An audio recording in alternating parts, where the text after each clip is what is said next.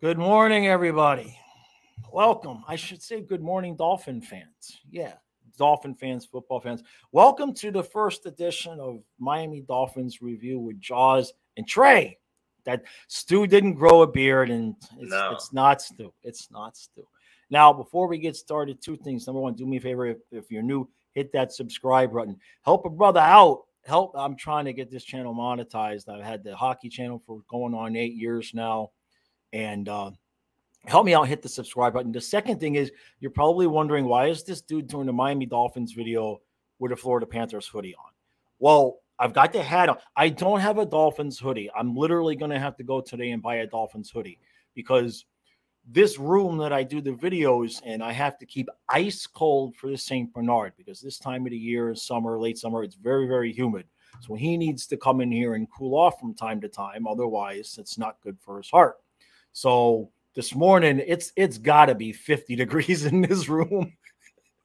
It is cold in here. I actually saw a pretty cool Dolphins hoodie because I was looking for actually to get a hat for these reviews. Yeah. And no, it was a gray hoodie. It had the cursive M logo, like it's just the M. Right. It was a pretty cool hoodie. Like I was like, nice. oh man, That's nice. So, how many heart attacks did they give you yesterday? Because I mean, I went from excited about the game to the second and third quarter. I was just salty as fuck. Okay. That's the funny thing is I'm like, we talked about that the very first episode we did. Like, I'm not a huge Dolphin. I'm a Dolphin fan, but it's more of a casual thing. It's not like me and the Panthers. Right. But even I'm screaming at the TV towards the end of yesterday, especially when the Dolphins scored that last drive. Like, you're wanting to score, but at the same time, you're wanting to run the clock out a little bit, and we're just throwing and throwing and throwing. And we run the fucking ball. And I said, I'm like, why am I like this with a Dolphins game? But it was. And thankfully it worked out because we were a minute 45 from this being a completely different review. And it was funny is you had a player who should, well, actually, we could get to the Twitter story with that too. What I was going to say is you had a player that should never be like on the walk the plank line. And I had a player who should never be on that walk the plank line, but we were a minute 45 from making both of them walk. You with Tua, which is why I sort of started backtracking. And we'll get to the Twitter story later. Yeah. I was ready to get rid of Xavier Howard. And I know that's sacrilege. I know how good he is before anybody. Right. I know. Yeah, I get it. Also why I was getting pissed at him because I know how good you are. Right. Dolphins had 6 penalties. 3 of them were Xavier Howard. All 3 of them were stupid as hell. And yeah, it was 10 points. 10 points out of that. Right. And the funny thing about all of that, right? Tua made a lot of bad decisions. Like, you were right to be mad at him. Like, just like I was right to be mad at Xavier Howard. Right. They're doing all of this stuff. Saunders is missing extra points. But they have Tyreek Hill. Oh, my God. It doesn't matter because they have Tyreek Hill. Right. And think about this. That Chiefs game on Thursday night.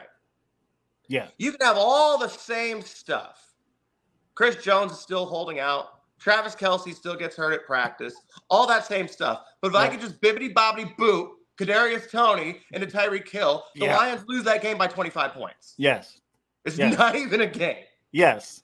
Exactly. That is how much of a difference Tyreek Hill makes. I don't remember exactly how much the Dolphins gave up for Tyreek Hill, but whatever, it was a bargain. Yeah.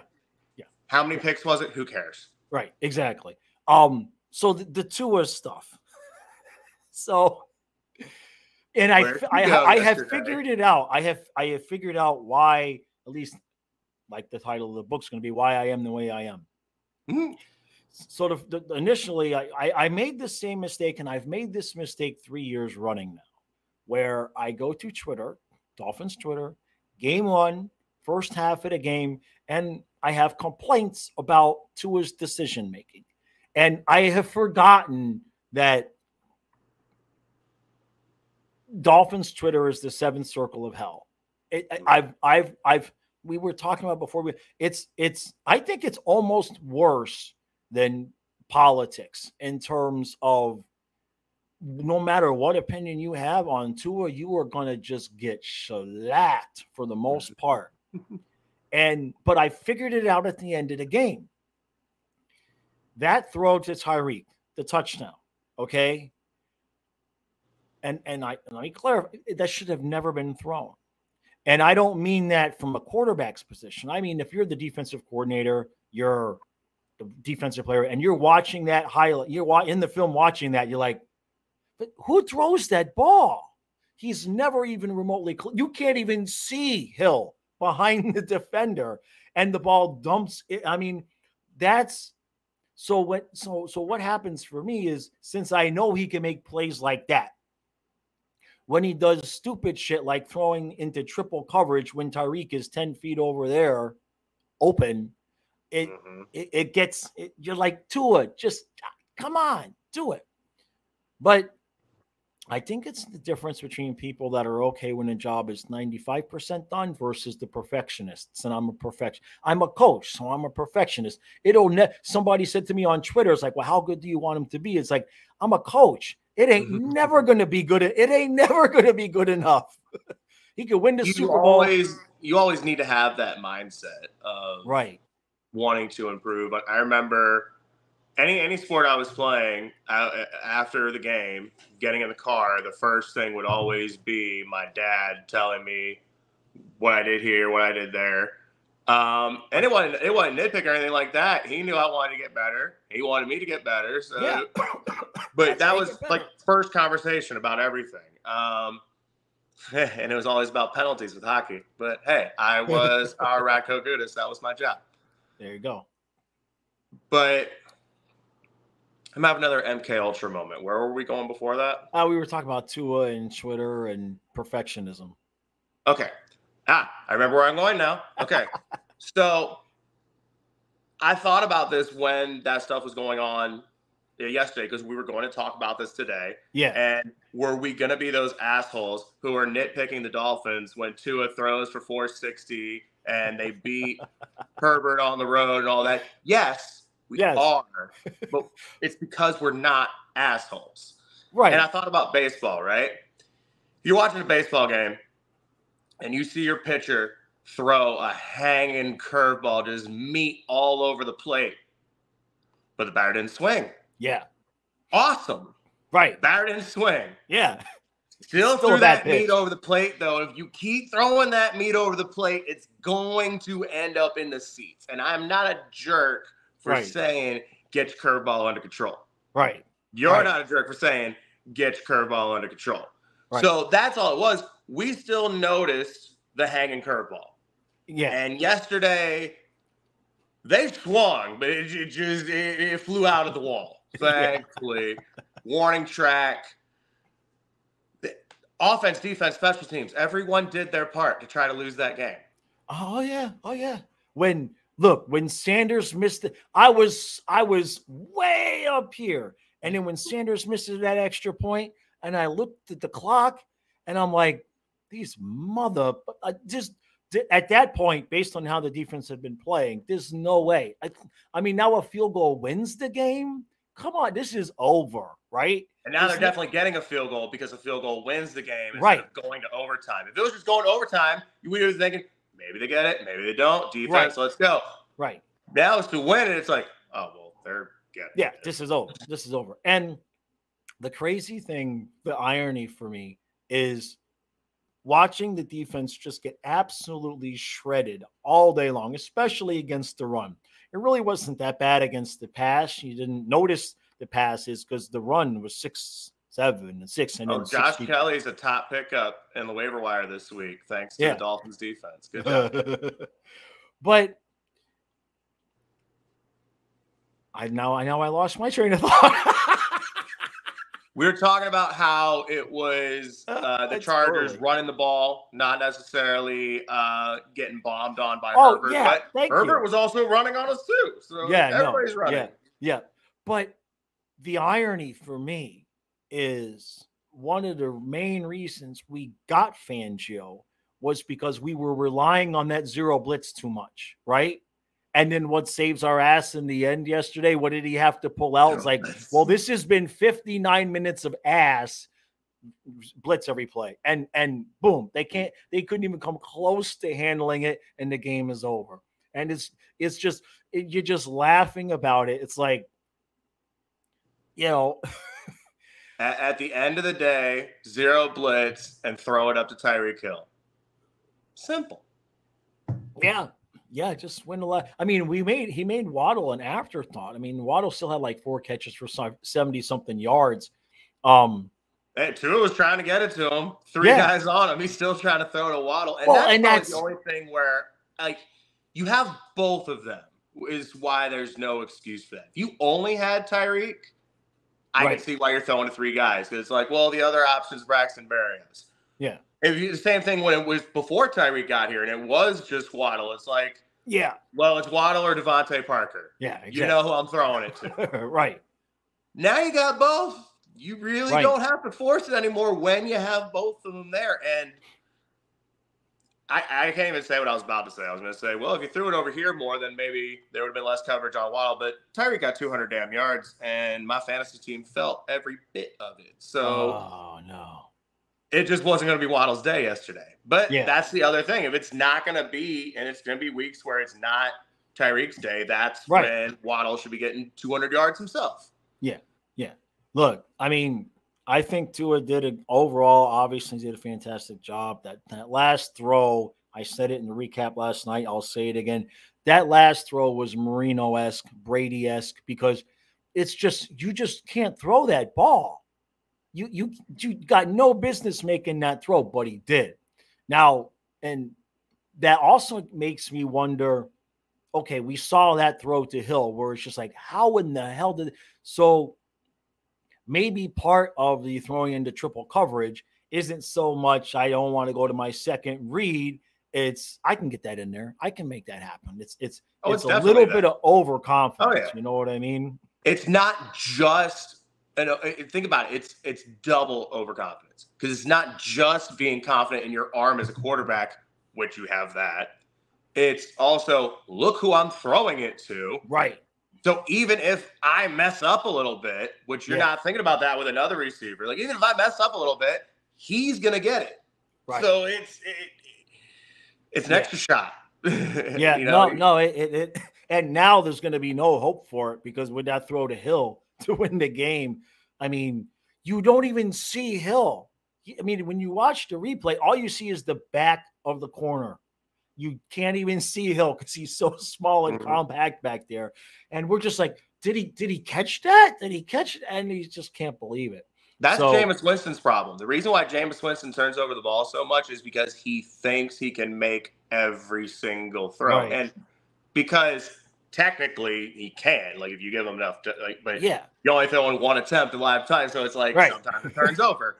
Yeah. But that's also why he'll have those games where he throws for 350 yards and 5 touchdowns because he can make every throw on the field. Right. But not saying that Tua is Jameis Winston, but it's that same type of gambler confidence. Yeah. I can make any throw on the field. That's why I threw that there. Because you asked that, right?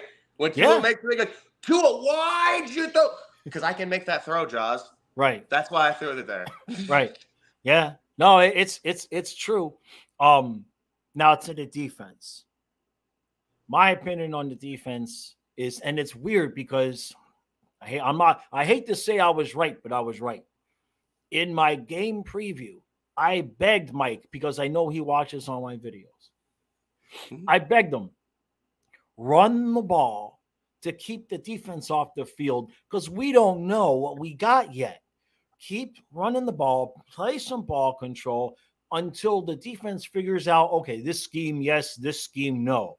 Now, you can't complain about the offensive production, but the flip side to that is, boy, oh boy, I hope they have some different schemes in terms of the run game, because if they don't, because I saw runs. I mean, that one big run that Eckler had up the middle, people were like, oh, Eckler's great. I'm like, I could have driven my van through the hall. We had 3 defensive linemen. Chargers' offensive line's pretty great too. Well, I mean, it was crazy how it was that run was schemed because we didn't have a nose tackle. So we had our 3 guys spread out, and all they did was double team the 2 inside guys, and there was no middle linebacker. I don't know what the hell scheme we were playing, but he just ran straight. I mean, he got the handoff. There was a 5-foot hole, and he just ran straight, and nobody even came close to touching him. That's scheme, because you don't suddenly get 10 guys that just suck and can't play football. You know what I mean? So it wasn't just Eckler, because like I said, Kelly's tearing it up too. He's gonna be a top waiver pickup just because of the Dolphins. But speaking of good O-line play, yes, who did not give up a sack yesterday? I know, which caused me to bitch about Tua more. I'm so bad. because what we heard last year, what we've heard is his poor decisions were a product of not having enough time. Well, he had plenty of time yesterday to stand back there and play a full hand of blackjack, and he still made those same decisions. So it's not that, and that's okay. We can work on that. But the good news is like you say, and without Armstead too. Without Armstead. And for, what was it, one play, there was a Leon Eichenberg sighting? Yeah, and he almost got Tua killed. He did. That was almost gave up a sack the one play. He was on it for one play, and here comes this guy around the edge, and they're like, holy, just win. Can you walk? Just get in there. I mean, it was exactly. No, but we're laughing, but it's true. I mean, he was in for one play, and he got spun around like a top and taken off the field again. But it's one play. Yeah. He's a coach. I need to warm up. Shut up, Liam. I mean, that one, because Austin Jackson apparently is working out. Okay, but Greer's insistence on keeping Eichenberg and continuing to give him, I mean, I said it in the pregame yesterday. I said, okay, but if anybody gets hurt, Eichenberg's the first one off the bench, and I'm queasy about that. And sure enough, but yes, to your point, he had time, and he did do a lot of stepping up in the pocket. And one thing I will say, he's changed a lot. He fixed this problem. Now, maybe it's the concussions that fixed this problem. I don't know. But in the past, we've seen him when he would step up into the pocket, you would see him very indecisive about whether he was going to throw or run the ball. And it would lead to him in these awkward positions. And I think that's part of sometimes the reason why he would get hit so in these weird and get thrown around, because he wasn't really fully set, But yesterday, he was stepping up with the intent to throw the ball, and that was it. He wasn't hem and haw on whether or not he was going to run it or not. Yep. No, I couldn't add anything to that, and I didn't know where we were going from that. Well, basically, I was just. But yeah, no, he. I didn't mean to interrupt you, but go ahead. Finally was able to talk again. No, I didn't mean it like that. I meant I was able to think of something. Yeah. But Tua is doing everything on his end to make the line look good. Like he's moving around. He's getting rid of the ball, and they in turn didn't allow him to get sacked one time. And if they can keep that up all year, which they won't, but they can keep that up all year, fantastic. But they can just keep Liam Eichenberg away from the field. That will be an achievement for the season. That's a good point. You get Armstead back. That's shuffling everybody down one instead of everybody up one. Right. And I could be really confident that Eichenberg's not coming onto the field when Armstead's back. And if I'm confident that Eichenberg's not going to be on the field, I'm confident that Tua's not going to have to use his newfound judo on anybody. Yeah. So I'm glad he learned it. Yeah. But they tell you this when you come into a dojo. For any martial art you learn, we're going to teach you this. But we really hope that you never actually have to use it. Yep. And that's the same thing with Tua right now. It's like, I am very, very happy that you did this over the summer. I pray to God you never actually have to use this. And that's what they told me. And because I was a black belt in judo, and it didn't take. I've used I've let's put it this way. I've gotten myself into a couple of situations with people that thought, you're short, let's go. And I'm like, okay, why don't you take a run at me? And I just Tomoe Nagi'd them into the next lifetime. And I stand back up and they're wondering, how the hell did this little asshole throw me 10 feet? I'm like, it's because you're 100 pounds more than me, not because. So were you more Doc Holliday, I'll be your Huckleberry, or is it more like Marty McFly? Did he just call me chicken? Like, which was it more like? My dad, we're getting off topic, but that's okay. My dad told me a story about his childhood. He had never had any, he wasn't a big guy either. He was only 5'8". And first day of high school, and it's funny because my thing happened the first day of high school too. First day of high school, some guy in the parking lot thought he was going to pick on my dad because he was shorter, right? So my dad put him in a headlock and put his head through the driver's side window of his car. Well, the rest of the high school experience for my dad was, don't mess with him. Don't mess with that dude. And my thing happened on my first day of high school as well. I was in advanced classes because I had a brain, and some dumb senior thought he was going to pull my chair out from behind me, and he did. When I sat down, everybody got a good laugh. And so after school, I had to break his nose into a few pieces. But after that, don't mess with him. He's crazy. He's crazy. Don't mess with. So it's funny how those things get passed down. But the judo thing, I've had to use it. The point was that I'm trying to think. I had one opportunity where I could have done a rollout, but I had to choose not to do the rollout. And it's unfortunate because what it was is I used to skate with the dogs, right? When the other dogs were younger, I'd put on my skates and there was two of them, was Sonia and Ellie, and they'd run down the street because there was no cars, and we'd go all over the place. And this one day we're going, we would go good, 6-10 miles an hour or something. We were going because they would chase the cars. So we knew.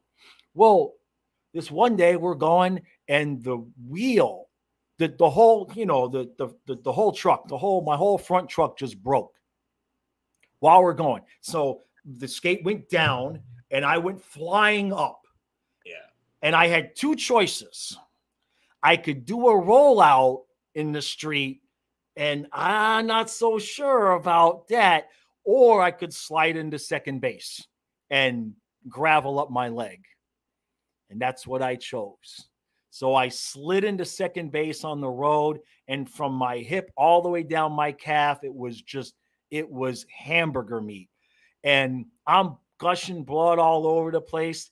And what's amazing though is that both dogs stopped. They didn't move a bit. And because there was me in the road.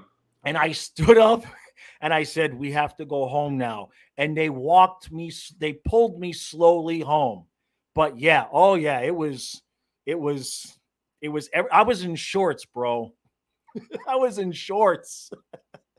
This was in Florida. So the one opportunity, what's that? You made the wrong choice. I don't know, man, because doing a rollout is one thing, but doing a rollout with skates on, that shoulder is going to hit that pavement pretty damn hard, man.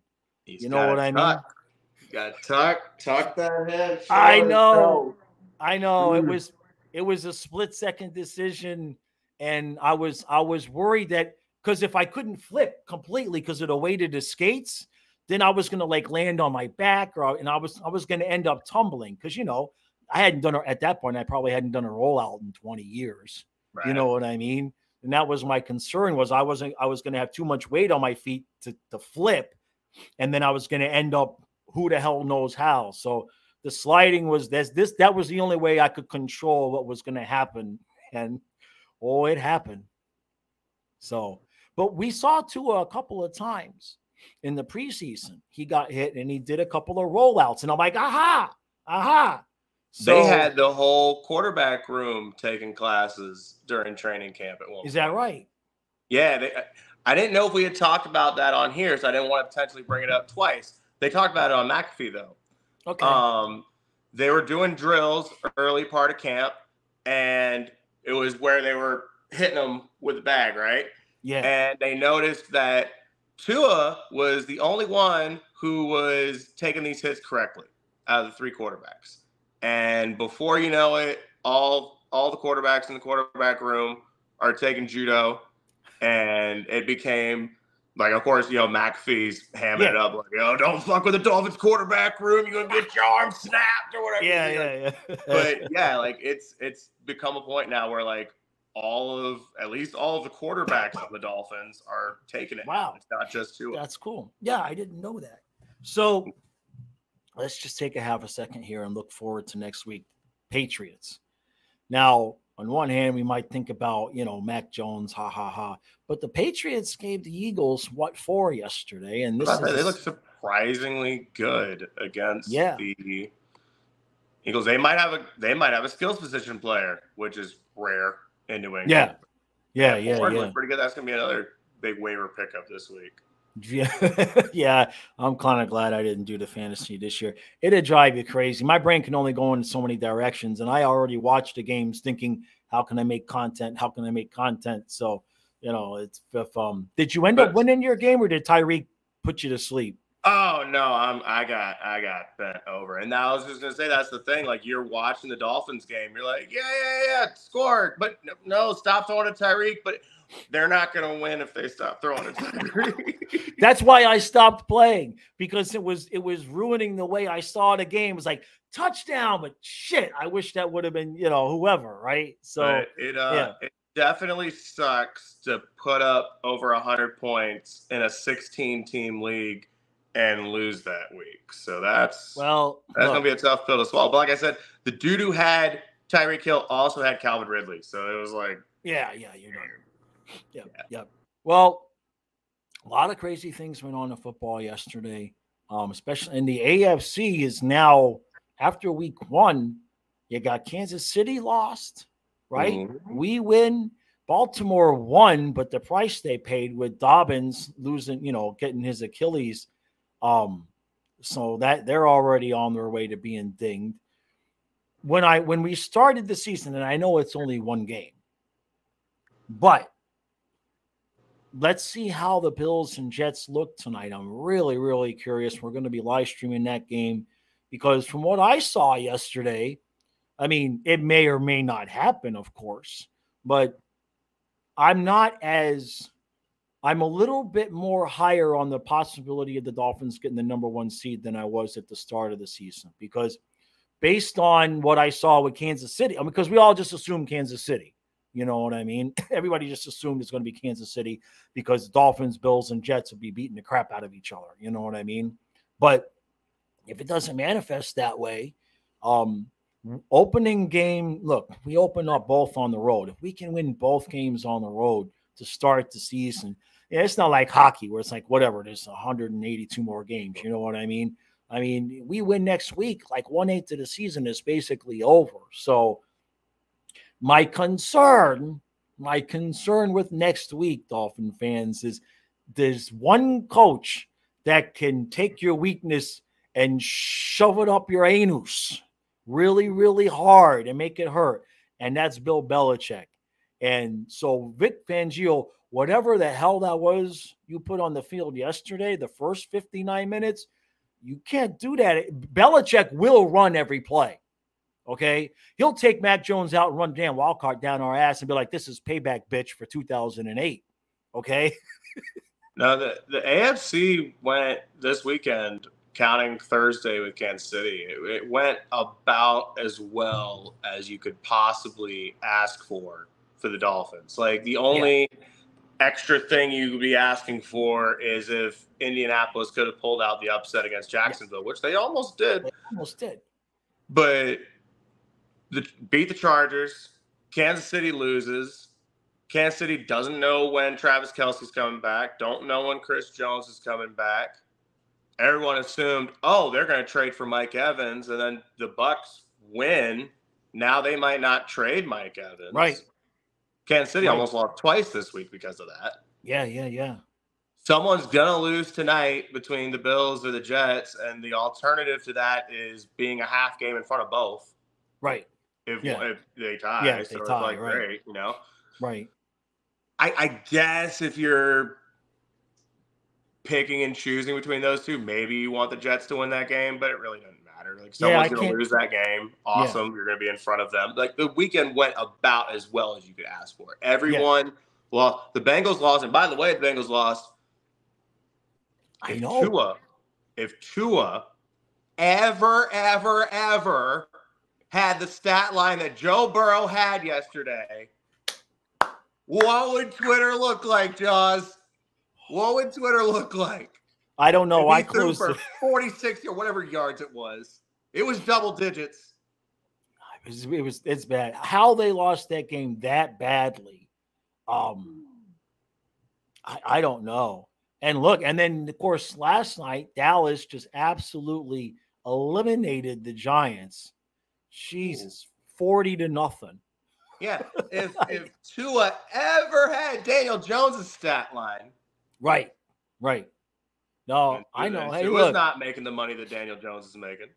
Look, Tua has consistently improved.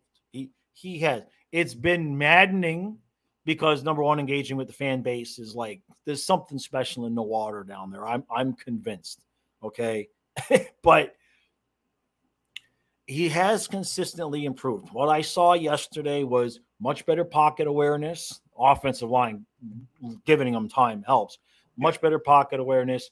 He's not being indecisive. You can complain about some of the decisions he's making, but the indecision, that seems to have gone away. He knows what he's making a decision. You may not like it. Regardless. Well, throwing into triple coverage is a decision.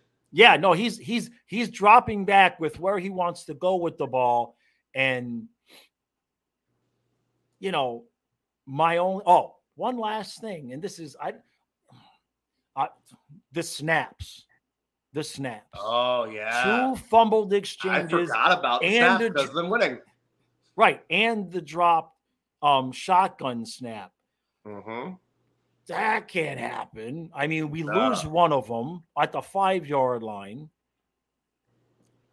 That's interesting. I don't know what's going on. I don't know why him and Williams can't get it together. This is year 2 now. We should be getting much better. You know what I mean? That shotgun snap wasn't on Connor Williams. That went right into his hands. Yeah, I mean, Kyle was like, it was a little bit low. It's like, I think what Tua was doing yesterday, my opinion, on all of them, is he's so ready, and maybe he needs a little bit of more time being comfortable with the offensive line, giving him time. But especially the ones where he was under center, he's just backing away too fast. Mm-hmm. And the same one where he dropped the shotgun snap, it's like he was already moving back. He was trying to catch it while he was moving back, and it was just a little bit low, and he short-armed it. And he's going to have to take that 1/100th of a second more and make sure get the ball in your hands to it. It's an important thing for the quarterback to have the ball in his hands. You can't do your job without it. I promise you. No, there's 3 of them yesterday. That seems more of a mental thing when it's 3 of them. Right. So, I mean, I'm not saying that Tua has the yips or anything like that. I mean, the dude, like I said, before anybody freaks out, the dude threw for 466 yards and the Dolphins won. But it's probably, it could be something as simple as, first game jitters. Yes, the guys played in the NFL before, but still it's new season. They have Super Bowl expectations. They at least in the locker room have Super Bowl expectations. Yeah.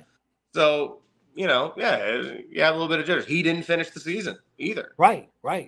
So that's what I mean when I say mental. Like, I'm not saying I get what you're saying. So, all right, Dolphin fans, 1-0. That's what matters. is a win is a win is a win is a win. They put us through a 7 lead changes, 8 lead changes, whatever it was. And look, last thing I'll say is Tyreek Hill. Jason Sanders needs to send Tyreek Hill a bouquet of flowers because Tua and Tyreek saved Jason Sanders. Because we lose that game because of that missed extra point, the dude can't show his face for weeks if he doesn't get cut. I think if I'm the coach and we lose that game because of that mixed extra point, I'm cutting him because enough is enough is enough with this guy. Holy crap. You have Sanders and Howard pay whatever Tyreek has to pay that guy on the dock. Yeah. Whatever that fine is that had to be. Y'all pay that for Tyreek. Yeah. Yeah. 1-0. That's awesome. All right, everybody. We appreciate you watching. Colin and I will be live again tonight for Bills Jets. I don't know who I'm rooting for either. I hate them all. Right? Do we root for the tie? I think I'm going to root for the Jets. And that's really hard for me to do. But Jets. I think what I want to see, here's what I want to see. I want to see a defensive battle. I want to see the Jets defense be able to shut the Bills offense down, and I want to see the Bills offense be able to make Rodgers look washed up.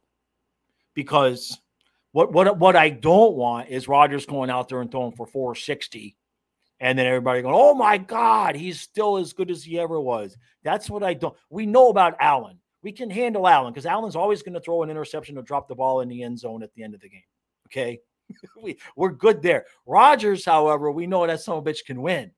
All right, so I'd like to see the Jets win, but at the same point, I just don't want to see Rodgers goes off, because if Rodgers goes off against the Bills, then that's not good news for the rest of us. That means we're going back to the. I get it. You want Rodgers and the Jets to win, but you want Father Time to have a nice showing. There you go. Exactly. Yeah. I want them to win despite Rodgers not being able to get the offense moving. Good luck. Yeah. All right, everybody. Colin, I'll be live tonight. Appreciate the support. Hit that subscribe button. Dolphins are 1-0, and that's all that matters.